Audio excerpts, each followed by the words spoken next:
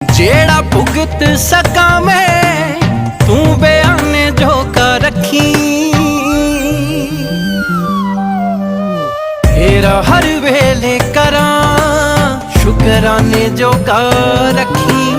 तेरा करदा रहा मैं शुकराने जो कर रखी, शुकराने जो कर रखी।